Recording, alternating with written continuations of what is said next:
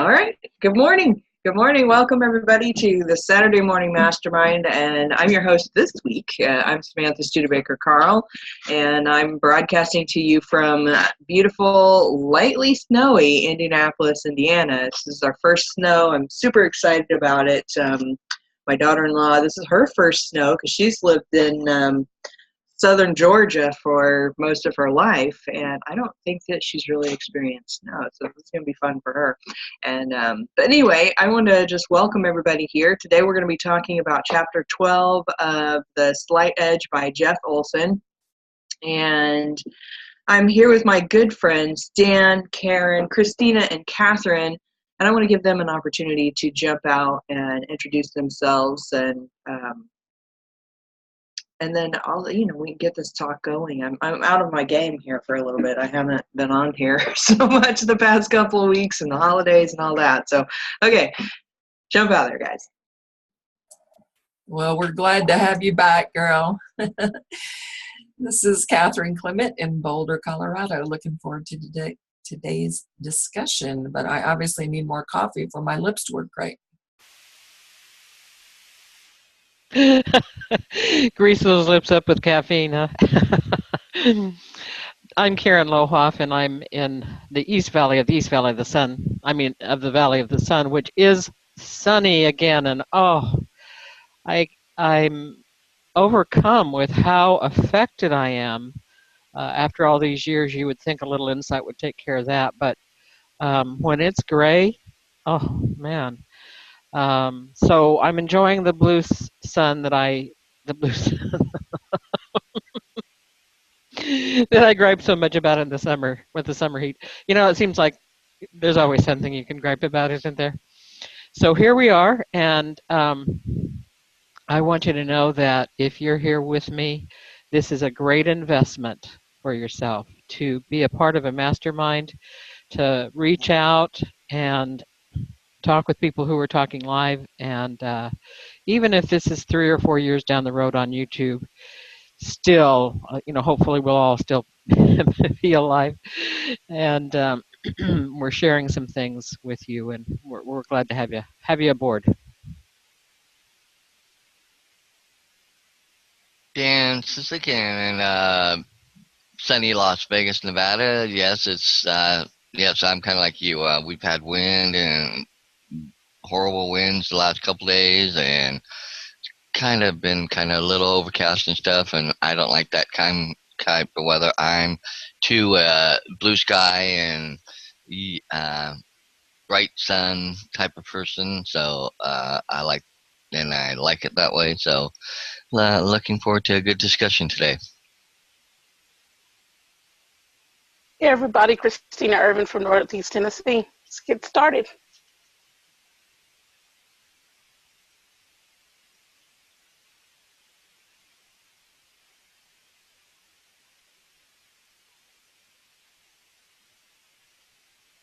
Catherine, did you already jump out? Did I miss it?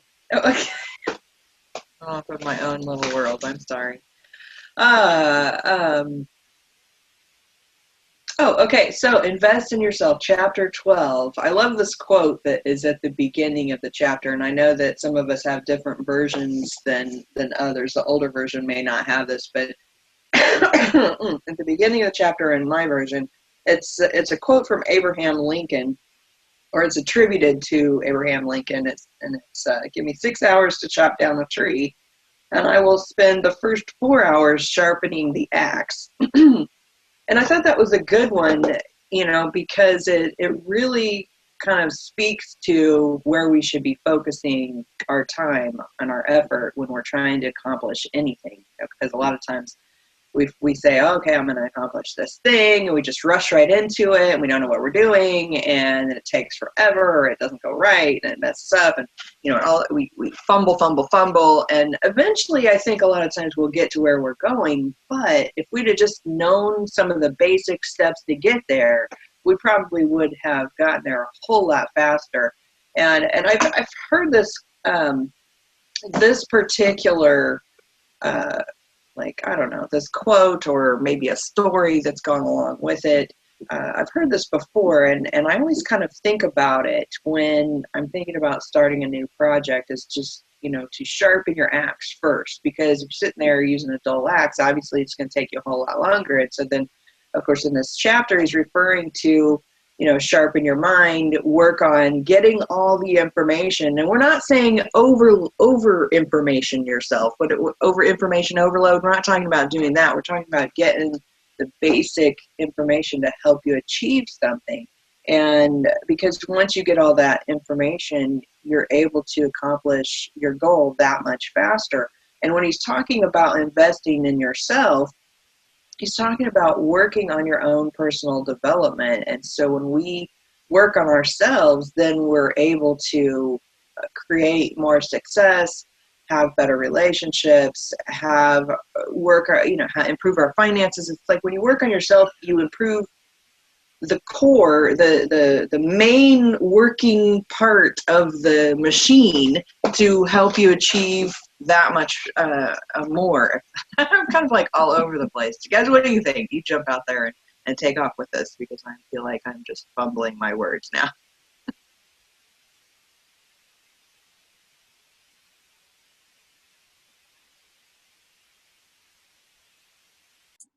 Who did you call out? I'm sorry.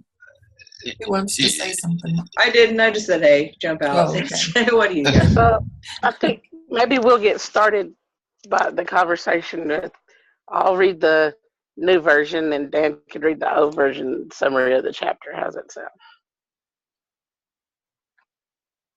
Like a plan. So the essential points from chapter 12. The wisest investment you can make is to invest in your own continuous learning and development. Learning by studying and learning by doing.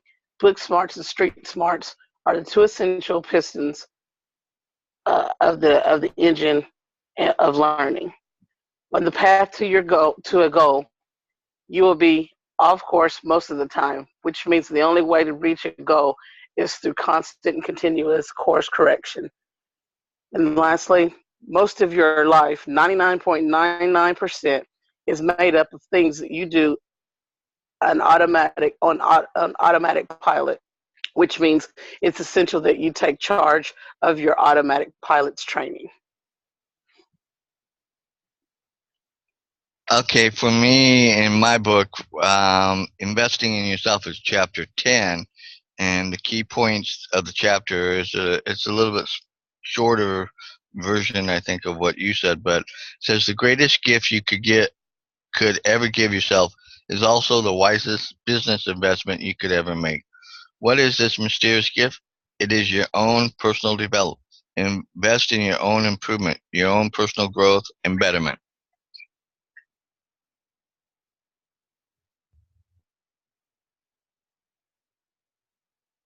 And I think I'll just kind of jump out for what Sam was saying. I think, as in my case, and still working on and building on and learning and growing.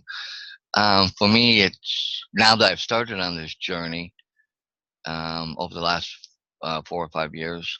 I want to continue because I keep learning and finding out new things about myself, and I still haven't reached all the potential I feel that I have, and have learned to handle situations as good as I could in all things because of being human. That's the biggest thing, and still not fully, I don't think I'll ever fully attain that perfect level that, that we all want and that we all desire, to where everything's just, we handle everything perfectly and we're on top of it, everything and stuff like that. And that goes back to because of how other people respond and how other people in turn react and handle things. And if you're on two different levels, it kind of, can throw you off because how somebody else reacts, then kind of, depending on where you're at on your journey, it can, you can react up here or you can react down here or you can even be in the middle, that type of thing. So I think that's, part of what I'm learning and getting out of this journey. And I am kind of like Samantha, I'm kind of all over the place. Just, oh, I forgot about that area. I need to work on that area. And then come back. Oh, well, this just happened. I didn't handle that exactly like I remember, reading about or studying about or talking about or whatever. So I think, that's the things like that and, what that's all about. So um, that's kind of where I'm at with that. Yeah, I think. Well, hi, cutie. I think. Look, probably one of the best things about the chapter was the concept of you're going to be spending your life course correcting, and it's kind of weird because our society sort of teaches a right and wrong. Everything is so binary, but there's, like you were saying, Dan, there's all kinds of shades in the process of getting to whatever your potential goal is. It makes me think about a quote that Oprah said that basically there's no such thing as failure. It's just God's way of getting you back on the right path. And I think if everybody would just get in their mind the understanding that there's always, you're in a never-ending cycle of course correction, and hopefully you embrace the fact that you're in a never-ending cycle of growth and learning. But the intentional learning, the book learning, and the street learning, and by street learning, he's basically meaning life learning. He's meaning situational learning. He's meaning all that stuff that you get when you're not actually reading a book that says step 1, 2, 3. And that, I don't know about you all, but I find that to be the most powerful learning for sure. But it's necessary to seek out all learning so that when we're going through our day, we don't have to refer to a guide to tell us step 1, 2, 3 how to navigate it. We literally can rely on that voice inside us, that God voice inside us. We can literally rely on the experiences that we've had in the past. We can literally rely on the leverage that is provided by us with the wisdom bank of people that we surround ourselves with. So I also think that it's unfortunate that too often we try to rely on some sort of prescription that is given to us in a book or on a video or on a podcast or something, because really there's so many variables in life that we can't rely on certain prescriptions for every situation, right? There are variables, and perhaps let me just say this last point: if we would get more in the mindset of course correcting, like you said, than trying to be right or wrong, it would be better for all of us.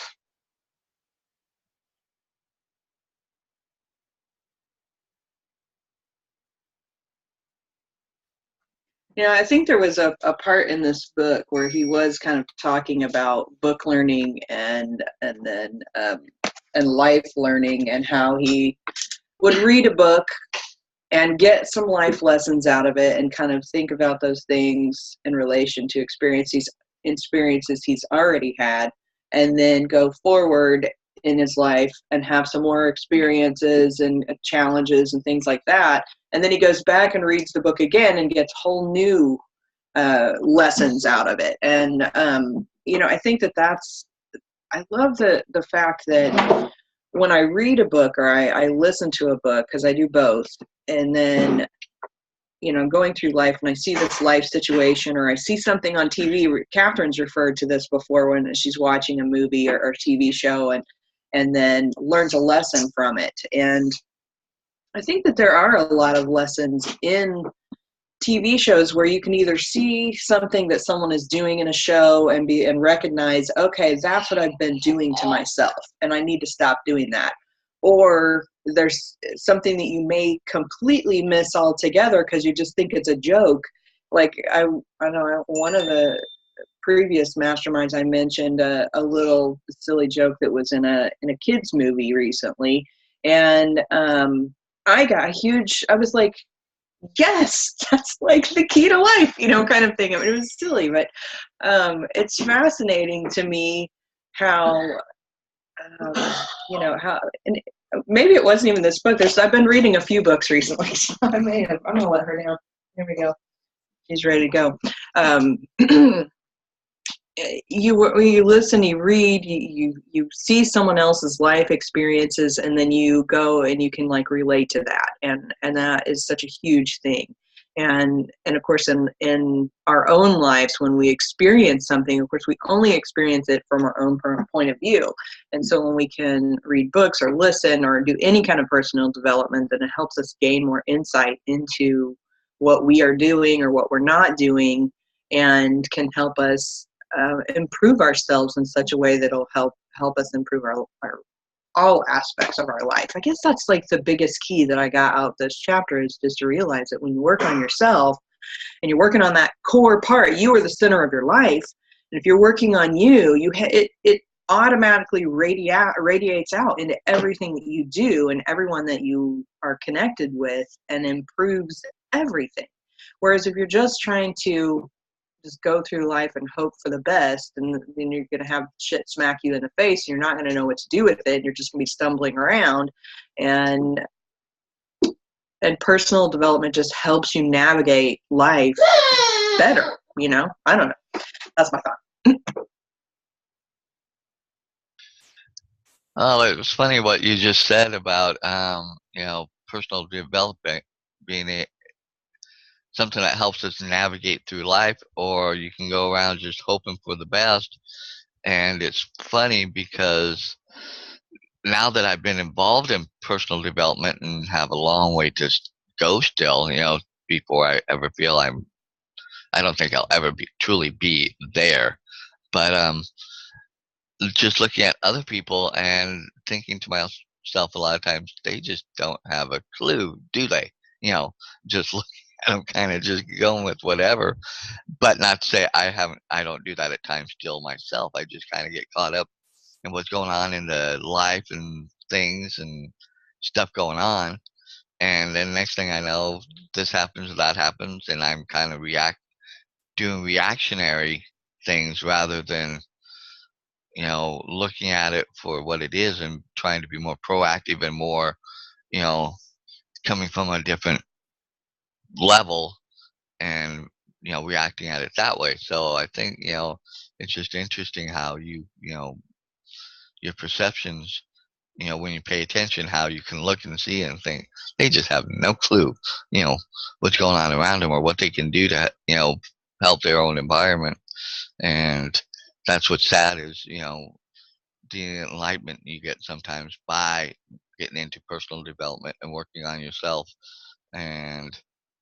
But at the same point, you can't force anybody else into it either. You hopefully can show them through guidance and, living out what you're doing.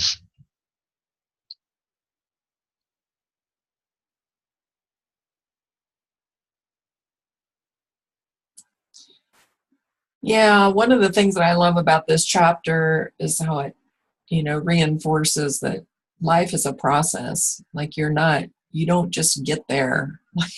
It's just every day there's going to be things to challenge you. Well, if you're growing, and sometimes if you're not growing, it's interesting how things are always mirroring back at us. And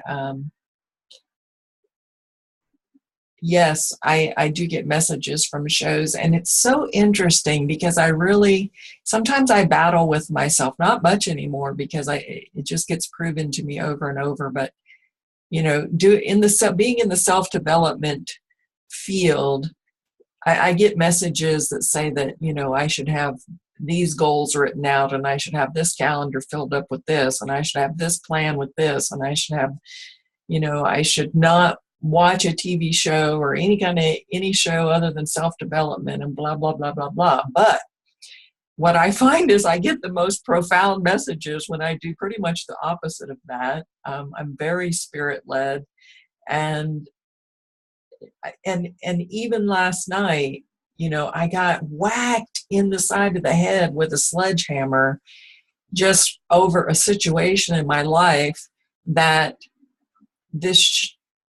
I've been getting messages about, but I haven't, I wasn't interpreting it right. I didn't get it. It's like reading the book and getting a different message. Like I was getting a message, and I thought I was making progress with that. And then last night it was just like, bam, like I saw it open up in front of me, and I was like, holy shit, how did I miss that? But, so it's a process. It's a constant. And I'll share a little bit about that situation, not the particular details, but it was just a situation where I felt like someone in my life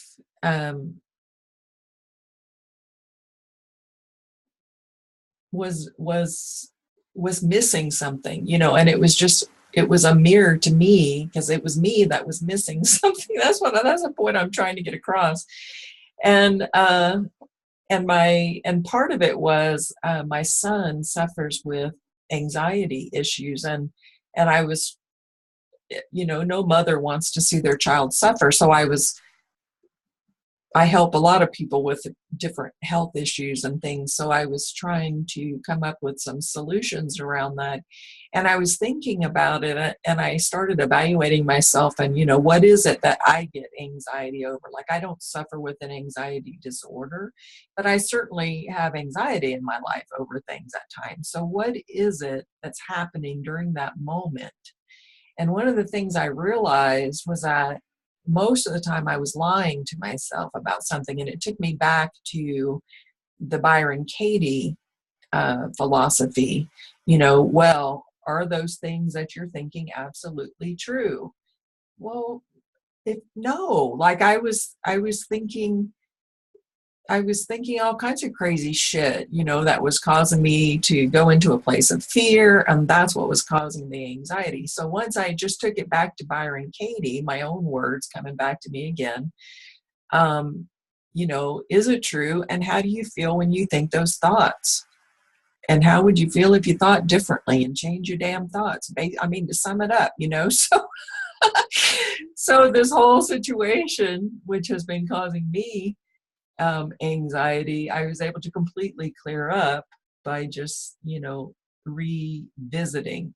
So I think not only do you get different interpretations when you reread or revisit a subject and new breakthroughs, but it is a process, guys. Don't think you're just gonna make it one day. And a lot of people think money's going to make their problems go away. Money makes some problems go away. I will be perfectly clear on that. It does totally eradicate some problems. It also brings new sets of problems and larger responsibilities, especially if you decide to use that money in a philanthropic way. And it really broadens responsibilities. So unless you're just going to stop moving forward and kind of hidey hole up, the challenges are going to continue. Life still happens, and it's really just how do we respond, and what steps, do we keep taking the same steps expecting different results? I think that happens for a lot of people. So really getting honest with yourself, just breaking it down to, back to Byron Katie, getting honest with yourself about all the different areas of your life.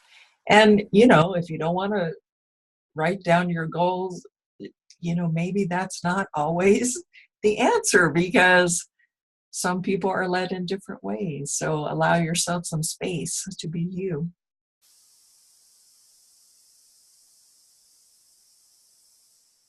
I wanted to read something from the beginning of the chapter in my book, from the version I have. It says, "No stream rises higher than its source. whatever man might build could never express or reflect more than he was. He could record neither more nor less than he had learned of life when the buildings were built. His philosophy, true or false, is there. And that's by Frank Lloyd Wright. And I think kind of in a way that's kind of has been um, helping sum up what we were saying, that no matter what, whatever you pour in is gonna something else is gonna replace something else that hopefully is not what you want there. It's gonna overflow and move its way out, and hopefully, but you're never gonna overfill you know what you're learning and because the more you learn, the more you take in, but it helps replace other things like some of the things that you don't want to do or how you react, or it's going to change your reaction or things like that. And I think that's part of the journey, and that's why you never really get to the end of the journey. And I think that's what's interesting about this is no one situation is exactly the same, and no one scenario is exactly the same for each person, because we all have our own very personal perspective, even though we might be in similar circumstances, but each one of us is going to respond. We might respond similarly, but we're going to still respond just that hair difference because of who we are and how we respond and see things too. And I think that's the other, um, other aspect of it, of how, it really affects everybody as a whole too, because there are others that aren't learning as fast or aren't growing or aren't even working on personal development, so that affects the whole dynamics of everything too. And I think that's interesting to look at and kind of bring back into the picture, and remember that we're not all on the same level either.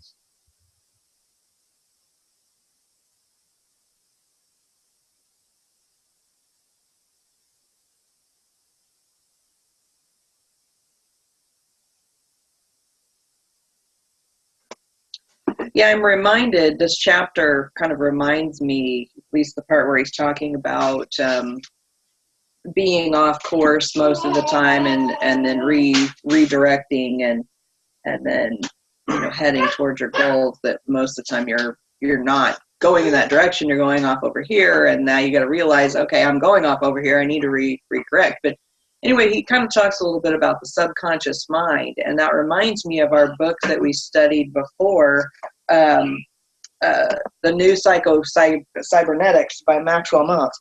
Okay, come here, Bailey. And the biggest thing that we talked about in that book is realizing how much of our reactions and our just automatic things that we do, our habits, if you will, are directed by this underlying part of us, which is our kind of subconscious mind. And he talks about in that book about how you program your subconscious mind to help you achieve the things that you want to achieve in your life.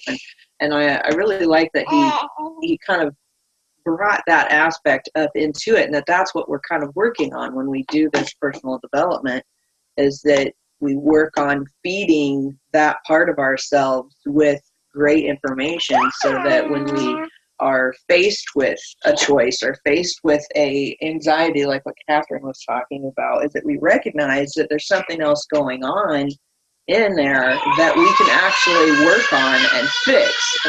She's so happy, right? But anyway, yeah, I don't know. I just lost my train of thought. I saw you laughing, Dan. Started giggling. Sorry about that. It was just so cute when she did that. She just kind of off in her own thing, doing whatever, just happy as a clam. But that'll let me segue into what I was going to say, and then maybe you can get back on track. And I was looking at the chapter, and there's a quote in here. It said, Abraham Lincoln said, "Give me 6 hours to chop down a tree, and I will spend the first 4 hours sharpening the axe." So in other words, he would spend twice as much time working on himself as on the task itself. And then it goes into the next paragraph that says, "What do most people do? They grab the axe, dull or not, and start wailing away at the tree.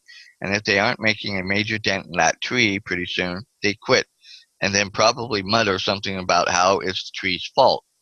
And I think that just kind of really, that's in my version of the book, but love how it really brings out, you know, what what we do, how, we really are a lot of times, um, that people in general just see an issue, see a problem, they just kind of tackle it without thinking of the best way of approaching it. But and instead, if we're working on developing ourselves, we might look at the situation a little bit more, think about how we want to respond or how we want to go about it, and then proceed forward. But again, we also get caught up in life, and I know, like for me, a lot of times it becomes reactionary, and then I go back later and it's like, no, I didn't want to react that way, and it made the situation no better, and it didn't get a more of a positive outcome that I wanted, and things like that. So I think, that just kind of helps remind me sometimes to, try and as much as I can think about how I want to respond opposed to just responding too.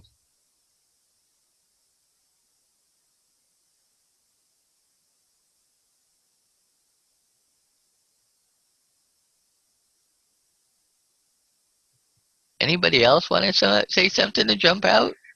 We gladly love to hear you. Well, I was sitting here thinking, once again, I seem to be on a little bit different track, and I definitely appreciate everything that everyone has said. I am finally writing like has been suggested to me many, many, many times.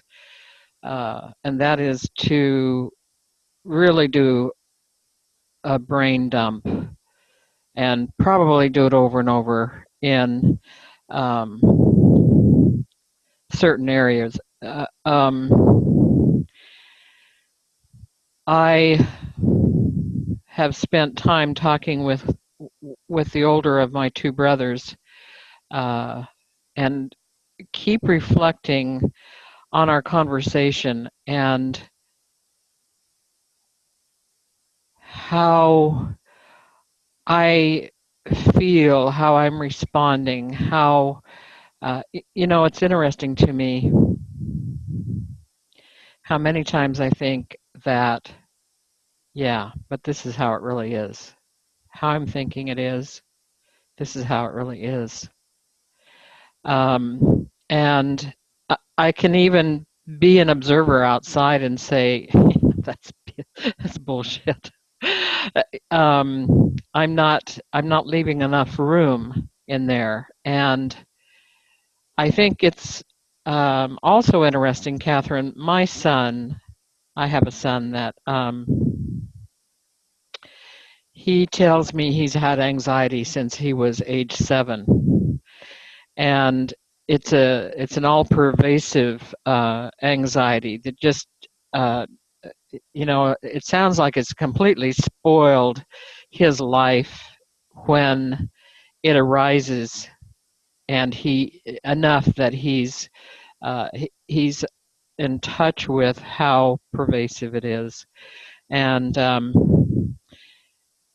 I certainly have anxiety as a part of what I deal with. I mean, I've had pretty severe anxiety attacks. He's never had an anxiety attack that he would describe in the same way, and so, I'm always kind of looking for suggestions about anxiety, and in particular ways that you can get rid of anxiety that have nothing to do with taking any kind of medication. And no matter what I suggest, there's a wall put up. And I have noticed lately that a lot of times when I'll make suggestions, this is a funny example, and I might have shared it last time. he told me about a dream, and he never remembers dreams. I've asked him many times if he remembers his dreams, and no, he hasn't remembered a dream.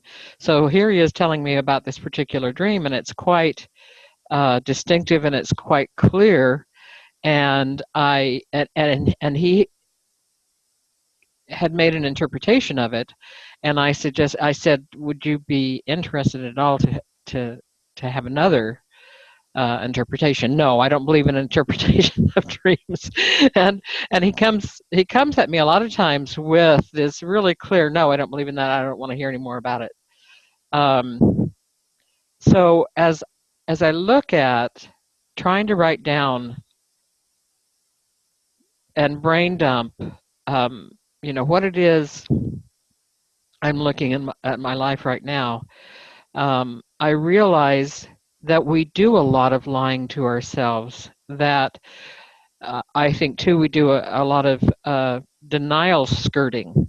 I mean, just kind of walking around the edge of something and denying that it exists, or denying that it's there. And I want to be sure that I'm with the topic today, and I do feel like it's a great investment for us to do some of these exercises. I know that Catherine has used Byron Katie's exercises considerably more than I have in my life, but I probably have her first book, and I read it so many decades ago, and I always think to myself, that's so untrue. What I just said is so untrue.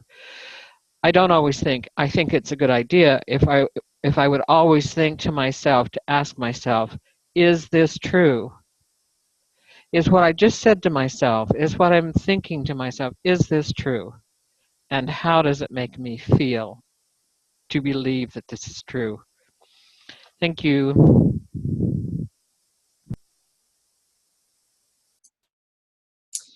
Karen, I want to acknowledge that for me, Byron Katie and just asking those simple questions that can pull me out of anxiety. I do want to recognize that I do not have an anxiety disorder. For some people that do have this pervasive anxiety, like our sons, that it that might not help at all. Like it might just piss them off or something.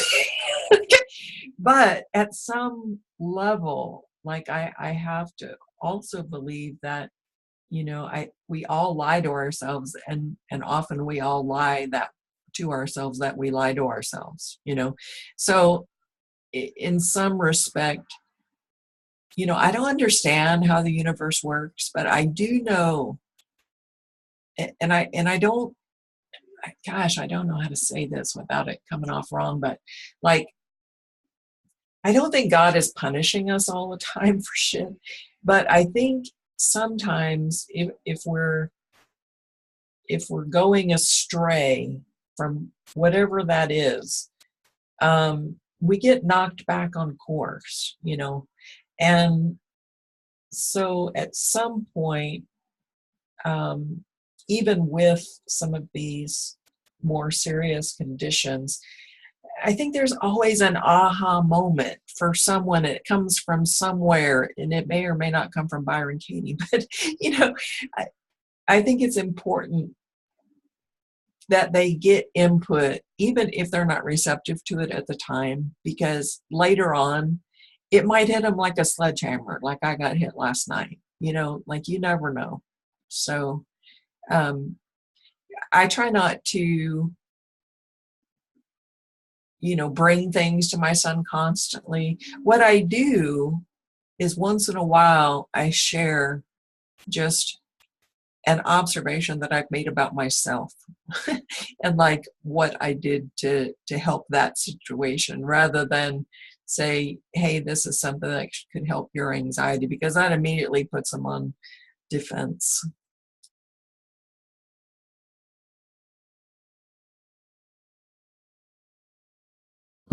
That's kind of a good point. Bailey's opinion. Anyway, it's like, just run around and scream. That's all it takes, just expel that energy. If we all did that, we would probably be a lot happier. I mean, not that I'm not happy, you know what I'm saying. We'd be a lot more relaxed or whatever. I don't know. Two things kind of came up when you guys were sharing, and one of which is that I'm reminded that of how much different information is out there, how many different techniques, how many different perspectives there are of people who are writing or creating videos or doing audios or any number of things where they're talking about how to help yourself in some way. And it's glorious that we have all that, because we're all different. We all see things different. We experience things different, and we learn different, and just everything.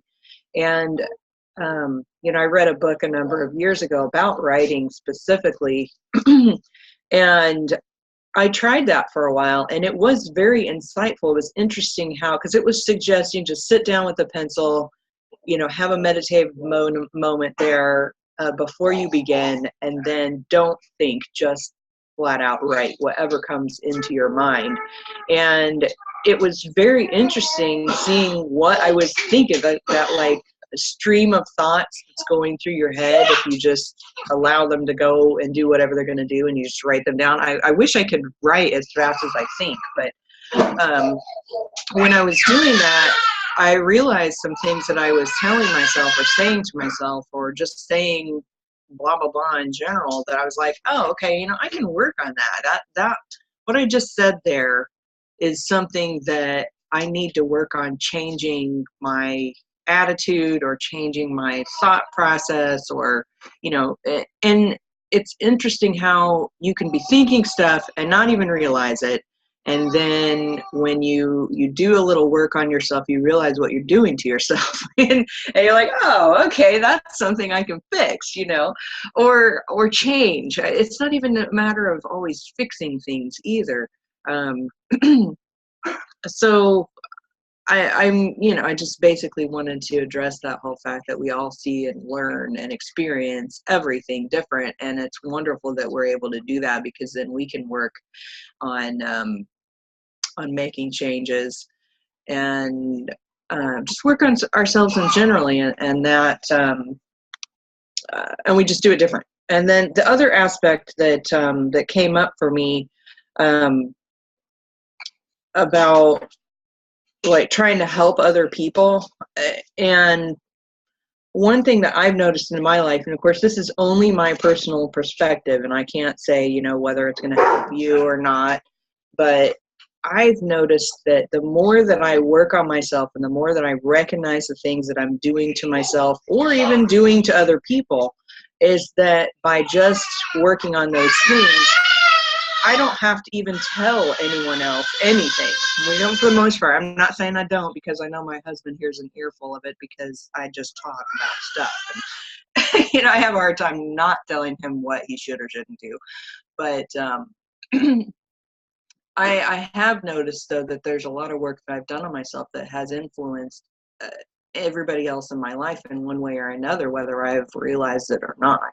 And it's a huge thing. We don't have to tell people what to do or how to do it. We don't have to help them find a path. We just have to work on ourselves. And then, therefore, by working on ourselves, we actually change other people. It's weird. It's so weird. I don't know if anybody else has experienced that, but I certainly have.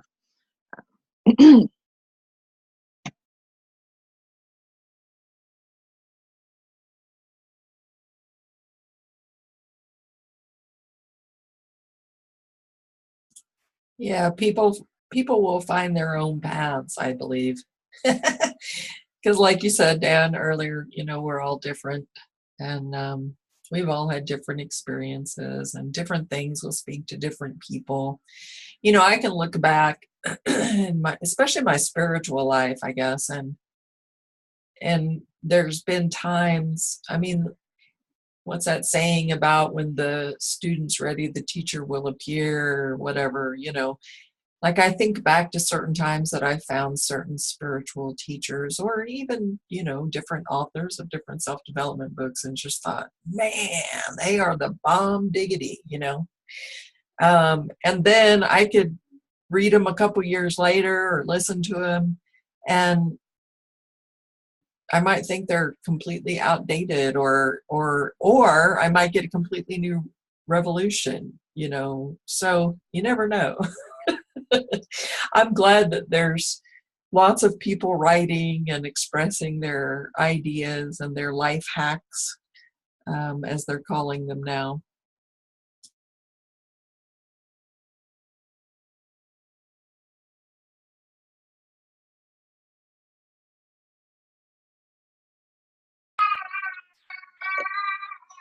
I love that you address the life hacks thing. There is that one website, Lifehacker. I think that's what it's called. I can't remember what that guy's name is, but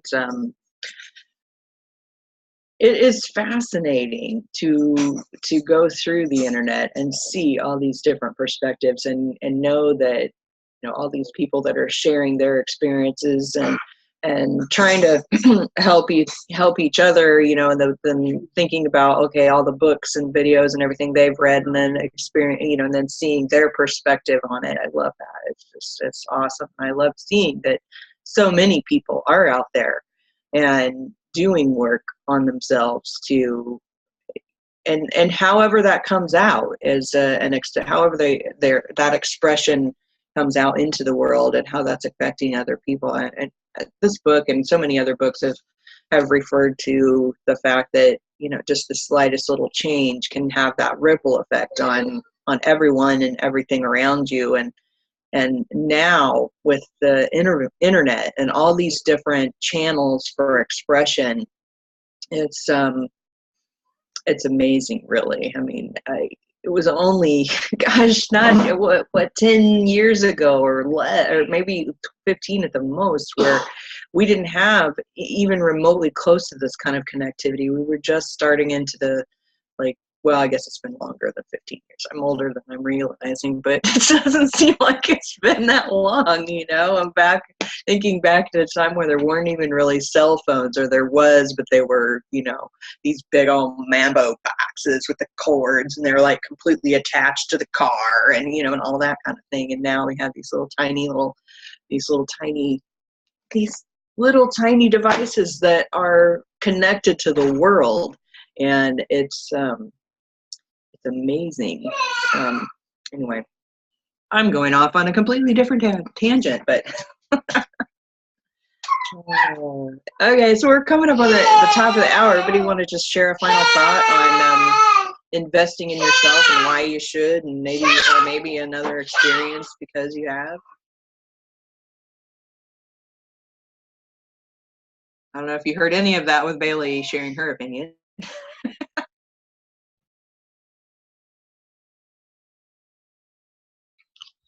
Oh, I think for me, it just helped me, remind myself of, that I've come a long ways, but at the same point, there's so much more I want to do and, work on and continue to work on and grow, and because, that's what makes the journey interesting and in some ways exciting, is seeing the changes that where you look back and you kind of see where you were and look back and say, oh, well, back then I, usually would have handled things this way.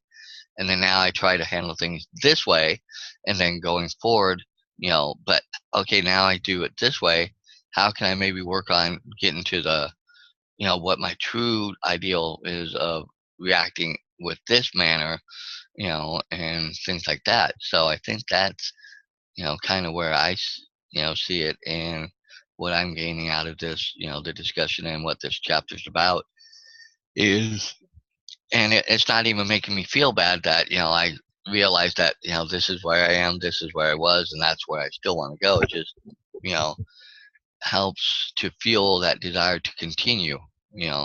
I'm not, that's the other thing, is I'm not sitting here beating myself up because, oh, I'm not way up here at where I wanted to be, and where I think I should be and where I desire to be.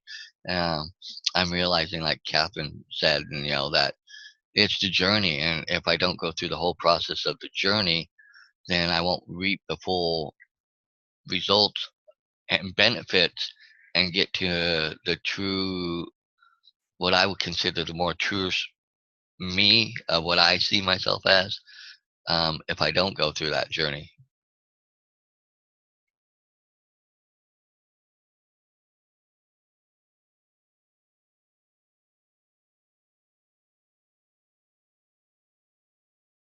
Next. Anyone else have final thoughts? When you say final thoughts to somebody in my age group, it's especially Okay, right. final thoughts of the hour. Thank you. How's that? Is that better? Yeah, that's better.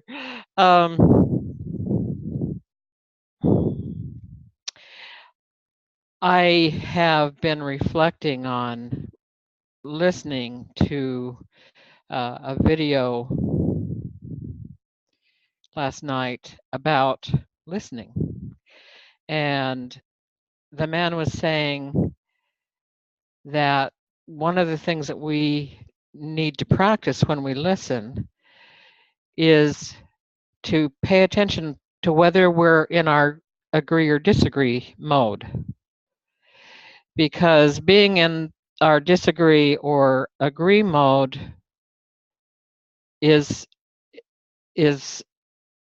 going to, this is not at all how he said it, but quash the relationship. That if we can listen to what someone is saying, be aware, okay, I was listening and agree or disagree. Christina said earlier, we get so binary, so black and white about things. And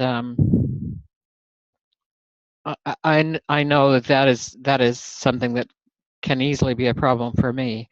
So if you can be aware, okay, that's what I'm doing, and I simply want to listen. I want to hear what this person has to say to the end. Sometimes you even go to the extent of saying, "Did you finish?" Make sure that that they did finish. If you can allow yourself to do that without the agree or disagree mode, a lot of times then you can add on something fresh. Put put something else into that relationship. That relationship expands, and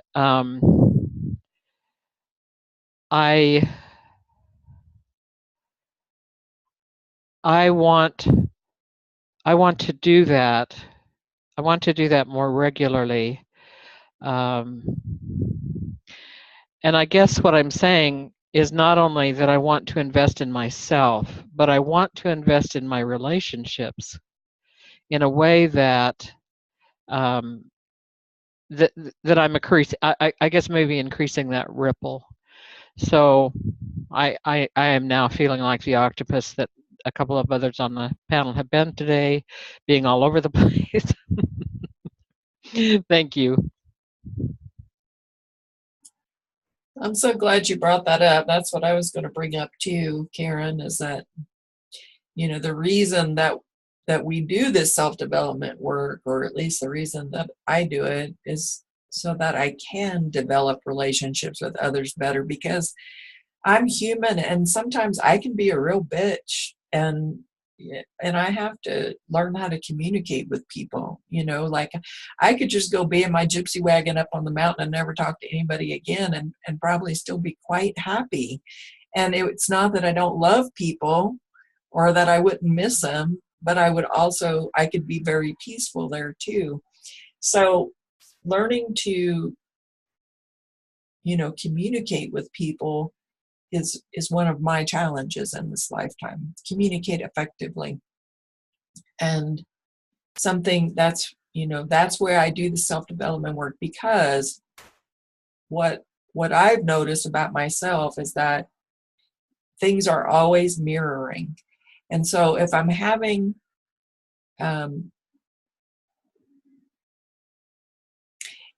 if I don't do the self-development work, then what I would tend to do is blame other people for the problems. But once I do the self-development work, and as I learn more about myself and how the universe mirrors stuff back at me, it makes me understand that I'm the problem.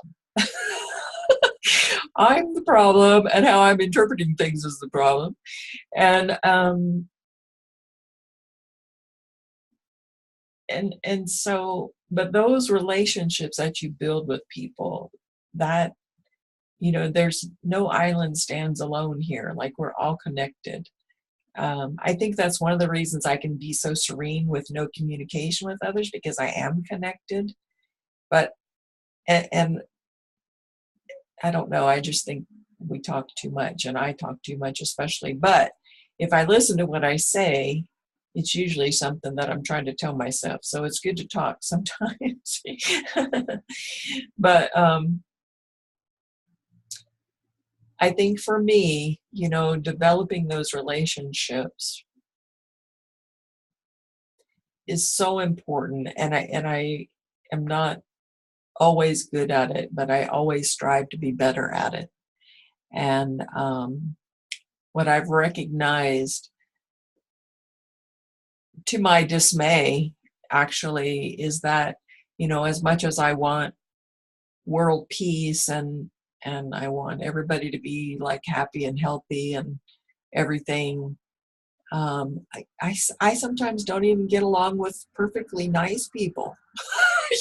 Like, if I can't even get along with this perfectly nice person, how do I expect the world to have peace with people that aren't, that are planning on murdering people every day and stuff like that? So it's a complicated thing being human. I've got a meme that says it's the hardest thing I've ever done, and I agree with that meme. And but I think if we all start with ourselves, so that we're not blaming the other person, I think that's the first step.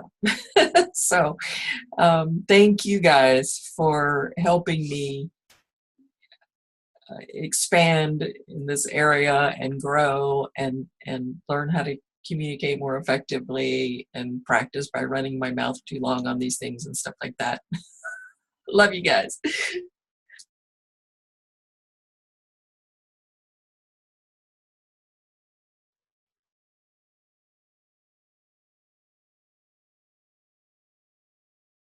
Christina, you're muted, dear. Yeah. I said, well, I'd say it's all been said today. In other words, hasn't all been said. There's always more to say.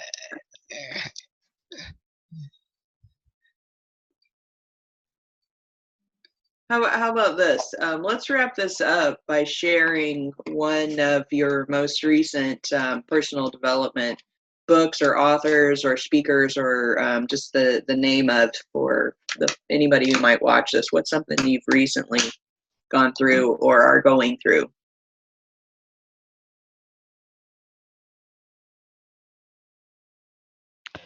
I've really... Oh, sorry. No, go ahead. I was going to ask a question, so say what you were going to say, and then I'll ask my question.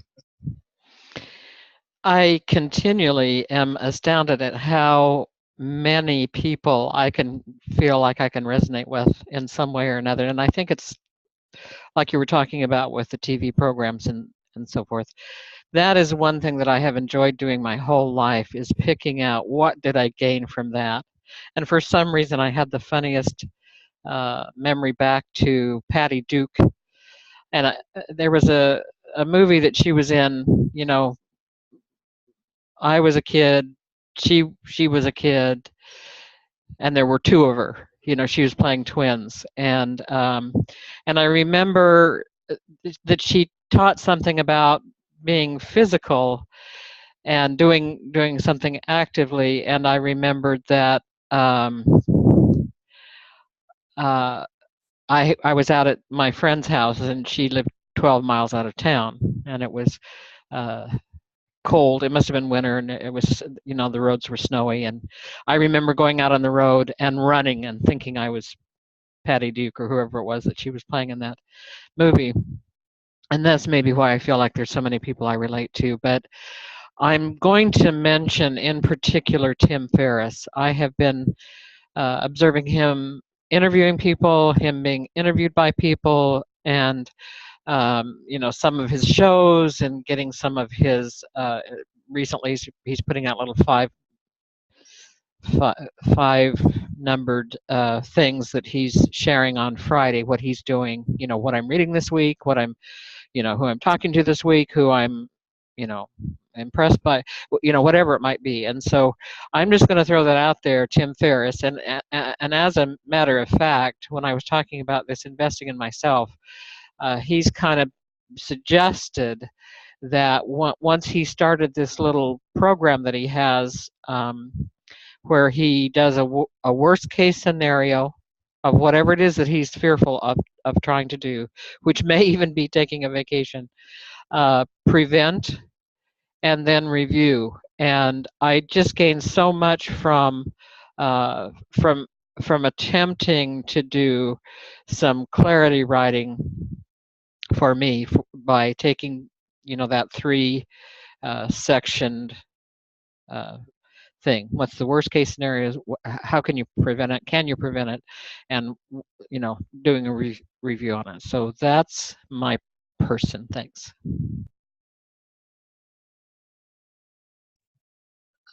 I'm going to say for me right now, just in trying to do my reading on the slight edge, because I like a lot of what, the principles that he goes over and talks about, and what we then discuss in here. But I think I have to say the one that's kind of interesting enough has had a little bit of a lasting effect is actually the last book we did, Change Your Thoughts, Change Your Life, Living the Wisdom of the Tao. Because every now and then I will be doing something or something, and something kind of pops up in my head kind of from that. And it may not be the exact verse or the exact feeling or sense of, oh, that's what that was talking about. And it's like, oh, this is this in action. And and I usually don't realize it till after I've gone through the process, and then maybe half the day later I might realize in my head, thinking as I'm reviewing and think about something or something else, and it just pops in my head, oh, that's what that was about. Kind of like when you guys were talking about watching TV shows, and you get something that speaks to you about what you're going through. I think that's kind of what has kind of happened to me a little bit lately, and it's like, oh, I so could have done that so differently, had it just changed the thoughts, changed, how I reacted, and so I think that's kind of, the one that's kind of helping me a little bit more than I realized. It's funny, Dan. When the question was first asked, I literally sat there and thought, "Oh my God, if I wanted to be tortured in life, I'll suggest the book that we just finished last time." Oh my gosh, that's funny. I think I've got 3 books on deck that I feel like take these 3 books that I'm getting ready to mention for the next year, and your life will for real be all kinds of different in a great way. The first one is Carry On Warrior. Excuse me. Carry On Warrior, Thoughts on Life Unarmed, by Glenn Doyle Melton. And the second one is Braving the Wilderness, The Quest for True Belonging, by Brene Brown. And the last one is The Wisdom of Sundays, Life-Changing Insights from Super Soul Sundays by Oprah Winfrey. Those 3 books, like, I have been on constant. I think I've listened to each of them like 5 times or more. I just started Carry On Warrior again like 2 nights ago. As a matter of fact, I literally was going to send you guys a message in the group and tell you that I think our next book needs to be the book that Oprah did, that is The Wisdom of the Sundays. The Wisdom of Sundays, Life-Changing Insights from Super Soul Sundays. Like, with everything in me, think that needs to be our next book, because it covers every kind of genre and insight. Like, it's consistent with the themes of things that we have read in the past, but like we should really just consider that book for our next one.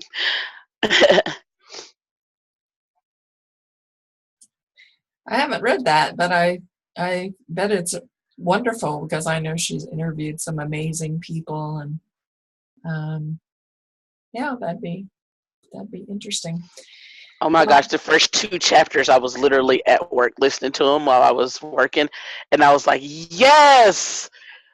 Yeah! Like, I was just screaming out loud, like, yes! That's awesome. Yeah, I pretty much got whacked up the head with Byron Katie, just last night, so that would have to be the one I got to throw out there. I know it's old and tried and true, whatever, but you can just keep it real with yourself, especially. That's half the battle. So glad to have everybody here today. Thank you guys so much, guys and gals. Yeah, I'm the Lone Ranger today. Lone Ranger. Okay, guys. Well, and I'll tell you the one that I just finished just a couple days ago. It's called The Surrender Experiment. The Surrender Experiment by Michael A. Singer. And that one was a really fascinating one. And Bailey's favorite is Minnie Mouse. So, but anyway, that one, the Surrender Experiment, is just really interesting, because Michael Singer was studying some books on yoga and meditation and that sort of thing, and then he decided he was just going to surrender to whatever life presented to him, and then he shared his life story relating to that. And it was just really interesting. But anyway. And then the one I'm getting ready to start is the autobiography of a yogi, and that one looks He approves. Alrighty. So anyway, with sounds like Bailey's all for it too. That's right. She's all about it, aren't you? You ready? Don't write on my face. Okay, let me have. Okay, so then anyway. That's it for today, guys. I really enjoyed talking with you, and Bailey has enjoyed jumping on here. This is the most that she's gotten on video with us before. She's just excited about it, and she's got a lot to say too. And at some point, she'll actually share some opinions on here, I'm sure, when she gets a little bit more articulate. But anyway, guys, have a great, awesome, amazing weekend, and we'll see you next week on the Saturday Morning Mastermind. Say bye, Jamie. Bye. You say bye? Bye. There you go.